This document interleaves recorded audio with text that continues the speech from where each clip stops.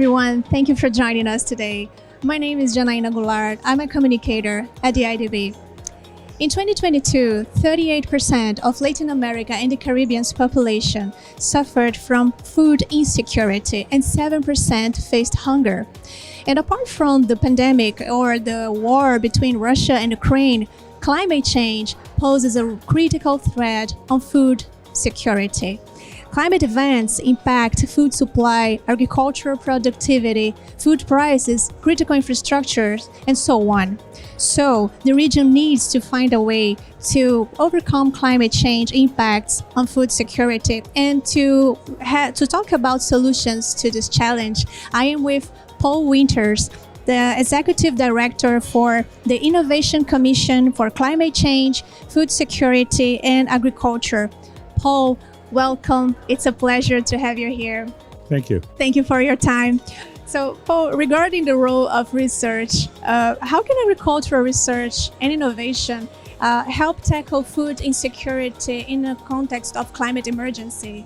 Agricultural research has always been central to the ability for agriculture to play a role in economic development. And because of agricultural research, we've been able to have large increases in productivity and production around the world. And in some places, agricultural research has led to production increases of 4 or 5 times. Now we have this emerging problem of climate change. Agricultural research is going to be central. Not only do we have to increase productivity, but we also have to do it in such a way that it addresses new challenges with weather patterns, but also tries to reduce emissions from the agricultural production that does exist. So agricultural research will be central to addressing the issues around climate change and food security. And regarding climate smart technologies, based on your experience, can you share some examples of climate smart technologies that could be with impact, that could be disseminated, especially among smallholder producers? There's a lot of new technologies out there that will both address climate change as well as help mitigate climate change. On the addressing adaptation to climate change, things like improved weather information is highly valuable to farmers. There's new artificial intelligence systems that are better at predicting weather. We need to make sure we do it in a way that it is appropriate to farmers. They need forecasts that are short-term, medium-term, long-term to make decisions and improve their yields. But the technology is there and we can do that. On the mitigation side, there's technologies like microbial fertilizers. These allow the plant to absorb fertilizers better. And so what that does is it can boost yields because you're using fertilizers more efficiently, but also reduce emissions because you're using less nitrogen.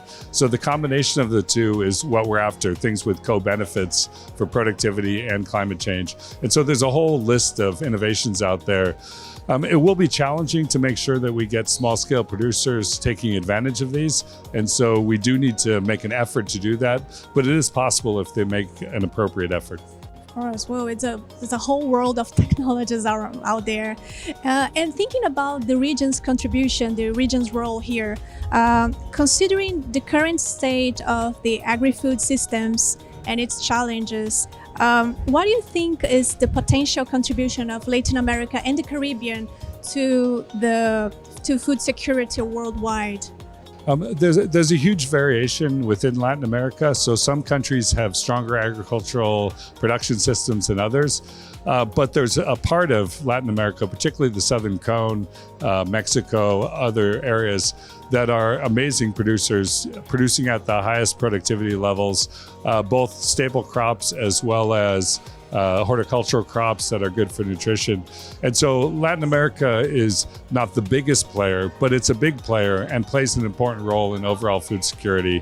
When bad things happen in other parts of the world because of weather and crops fail, you can count on parts of Latin America to step up and to bring food to the tables.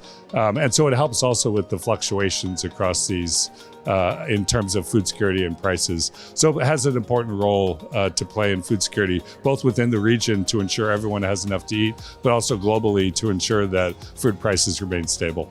Paul, thank you so much for your time. Thank you so much for this important discussion. And if you want to learn more about food security, follow our social media channels. Thank you. Thank you.